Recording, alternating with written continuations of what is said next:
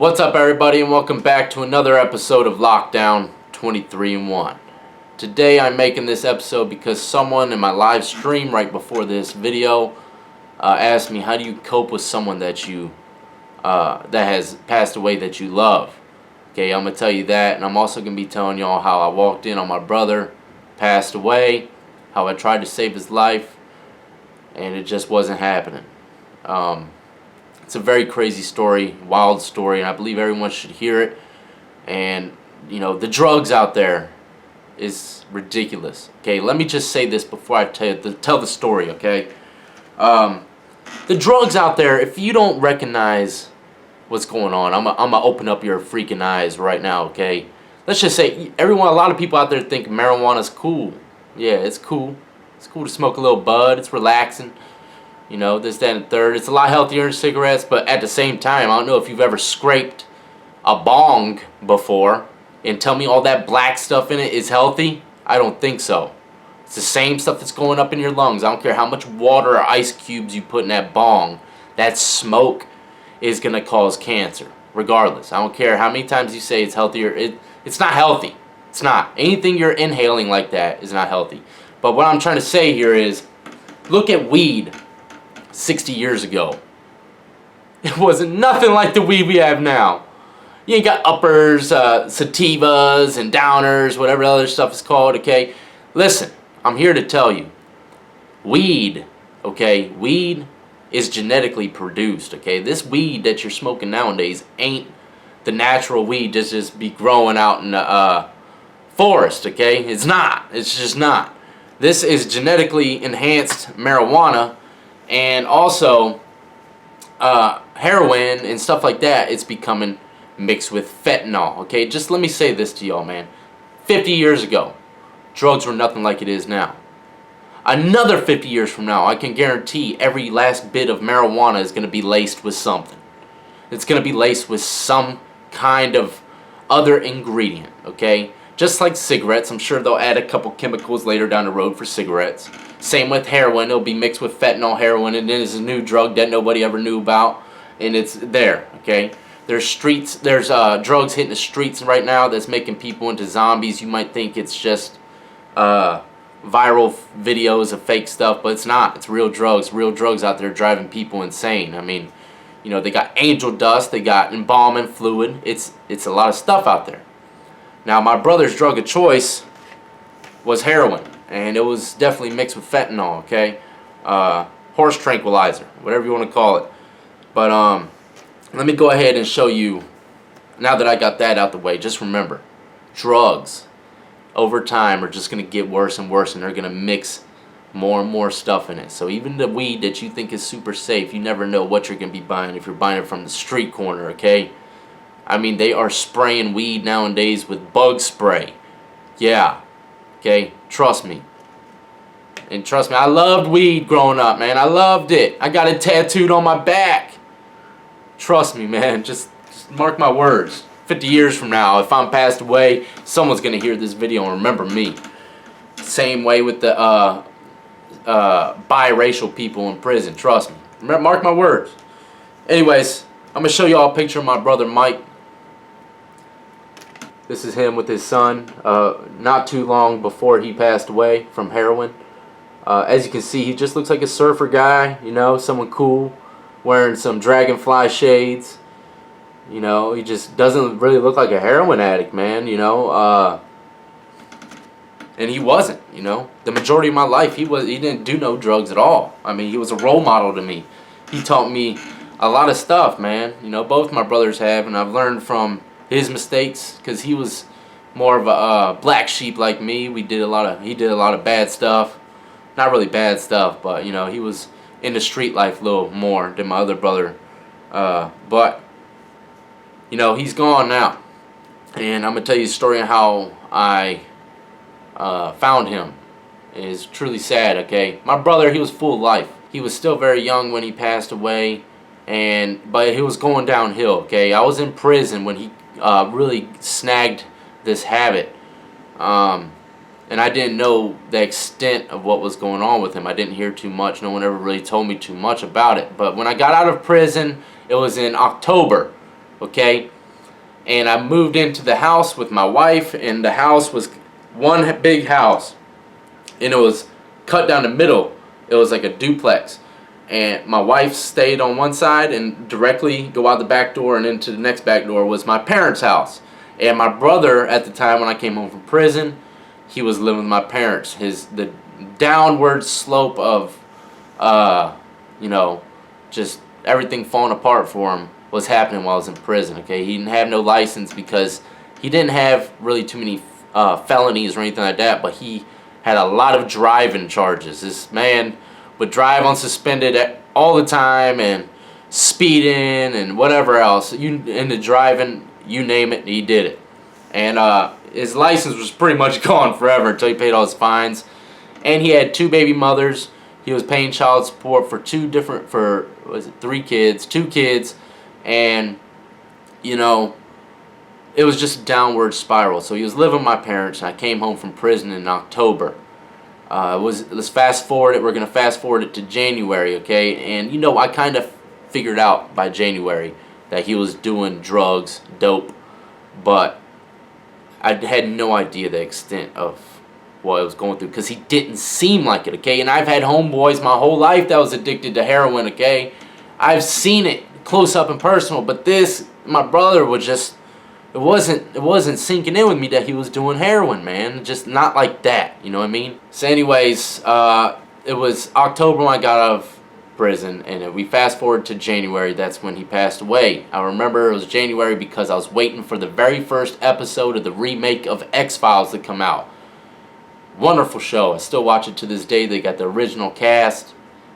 Love X-Files. The truth is out there, y'all. Anyways, it was January. It was right after New Year's. And I remember I was sitting in my living room, and I hear a knock on the back door. And I look out the window. I say, "Hey, what?" It was my brother. My brother opened the door. He said, "You got change for a 20." So I'm thinking to myself, no, I'm not going to help him out get drugs. I'm thinking, you need change for a 20. Why do you need change for a 20? Who's showing up to the door? Who's going to be selling you some drugs? So I said, nah, I really didn't have change for a 20 though. So, he left. I told him I didn't have change for a 20. He left, and I talking to Brittany, my wife, I said, he's going to be buying some drugs, man. I know he is. Anyways, so we fast forward. My parents weren't there at the house. It was just him at my parents' house, and my parents went to Hampton or Newport News because my uncle was dying as well from cancer. And it was just a rough time for everyone because my uncle was pretty close to all of us, and it was a rough time. And so they were in Newport News, and they were coming back from Newport News, and all of a sudden, this was at nighttime now, when he knocked on my door. It was in the afternoon. At nighttime, I heard a scream, and my mom was saying, "Joshua, Joshua, Joshua!" Panic, frantic, and I run over there, and I don't have no socks or shoes on or nothing. I just run over there, and she's just bawling hysterically, like uncontrollably, and I'm like, "What's wrong? What's wrong?" And I hear my dad in the back, and I walk into the room. We are literally just, our back doors are probably 4 feet away from each other, okay? Our houses are literally connected. And I walk in my brother's room, and he was passed out. He was black and blue. He was drooling, and he had like this liquid coming out of his nose. I never forget it. And my dad was holding him, and I knew what time it was as soon as it happened. In prison, I seen someone overdose. And the first thing that I did, I went and grabbed a cup of ice, and I tried throwing it down his shirt to shock him up and wake him up a little bit. That was the only thing I could think of. So naturally what I did, I smacked my brother a couple times, trying to get him to wake up. Not like hard, just, wake up, wake up, wake up. I was feeling for a pulse, and I could have sworn I felt a pulse, but I think it was just my mind telling me that there was a pulse. And when I came in there, my father said that he was on his knees, okay? He was on his knees, sitting straight up, passed out on the dresser. He was slouched in front of the dresser, up on his knees, and kind of cornered with the bed and the dresser. So it happened so fast that he passed away that he didn't even hit the ground. I mean, he just dropped to his knees. And that was it. Okay? Now, let me tell you, I ran to the kitchen, and I grabbed the ice rack. I broke the ice rack open, and I started dumping it all over him, try to try to shock him to wake him up. And we were waiting for the ambulance to come. It took about 15 to 20 minutes for these ambulance to show up, okay? And by then, man, I just knew my brother was dead. You know, I don't know if y'all have ever seen a dead body, but you can tell when someone's gone. The soul gives an expression. Even if the person's passed out from a punch or something, you can still see the soul in the body. Okay? It's the soul. That's how you know we have a soul. Even when someone's knocked out unconscious, you can tell he's alive. Something you can just tell he's alive. When someone's dead, it's totally different. Okay? It's nothing but a carcass, a shell. That's all it is. And you know, when I witnessed this, it was so scarring, man. And then the ambulance finally shows up. I'm looking at his body, black and blue. His face was blue from, I guess, lack of oxygen. And he had a little bit of dope still left on the chair that he was on. And that's how I knew, you know, he didn't kill himself or anything like that, because he bought enough heroin to party with, you know, for a few days. He didn't just buy one dose, shoot it all up at once, and die. He was planning on getting high for weeks. I could tell by the way he purchased it. And, you know, that's always something that people think about when they die from, their loved ones die from heroin. Did they do it on purpose? Did they do this on purpose? You know, how was it? Was it painful? I can almost guarantee you it wasn't painful. No. You know, the drugs that they're giving people in heroin nowadays is ridiculous. And people that are getting caught selling this stuff, yeah, you're getting life sentences. I know one of my homeboys, he just got locked up for life for selling some heroin that was laced with fentanyl to someone, and they died. Okay, it actually killed about 3 or 4 people, and they linked it to him. So if you ever think you're not going to get linked, trust me, think again. And so yeah, they're giving time away for people selling this crap that's killing everybody out here. And you know, I don't blame the drug dealer. I don't blame the drug dealer. It's all in the choices that the drug user makes, believe it or not. But at the same time, you know, a drug dealer has a choice to sell cut up heroin that's cut with something that shouldn't belong in there, let alone heroin itself. You shouldn't be selling it. But at the same time, you know, a lot of that blame comes upon the user. Okay, my brother wasn't stupid. He knew he had children. He knew that heroin kills people. You know, I love my brother to death. He means the world to me. I cannot wait to see him again. But I'm very angry at him. And he knows.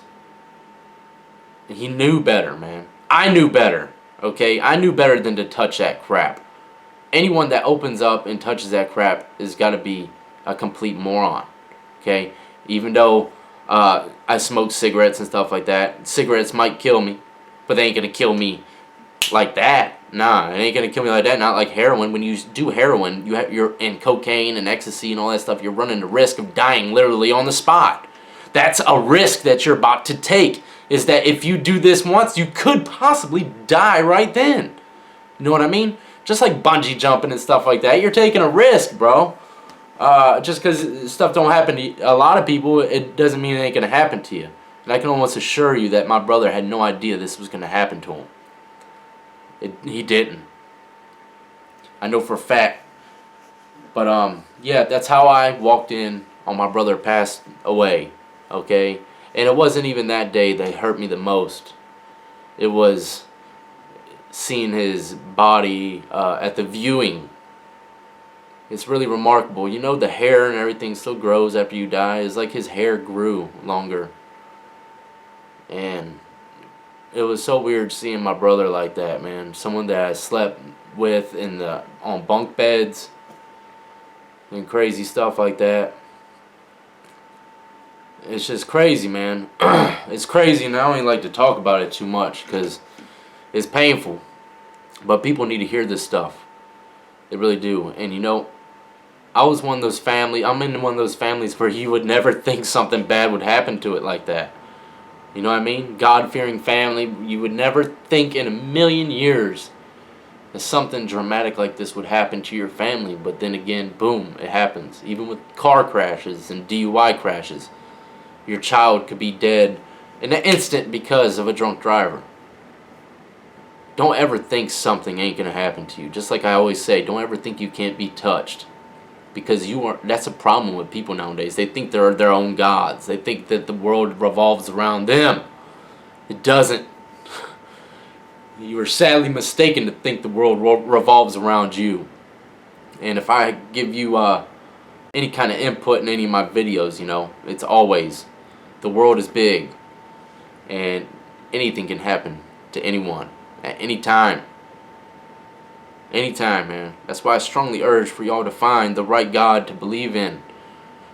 There's only one right God for me, and that is the Lord Jesus Christ. And there's a lot of people out there that will try to prove it otherwise. But one reason that I do really strongly believe Jesus Christ is real is because he has so many haters. If you got a lot of haters, something's right. You don't ever see people attacking other religions. All you ever see nowadays is people really attacking Christianity. It's just a sign to me why I choose to believe. That's just one of the reasons why I choose to believe in Christianity. And I don't mean to go off track here and try to preach to y'all, but way too many people be hating on it. That's another story for another day, my friends. I hope y'all enjoyed this video. It is a little depressing, but interesting at the same time.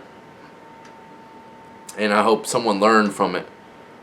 It's a very big world out there, man. And you just trust me, you never know what's going to happen to you and your family. So don't ever count your cards. You know what I mean?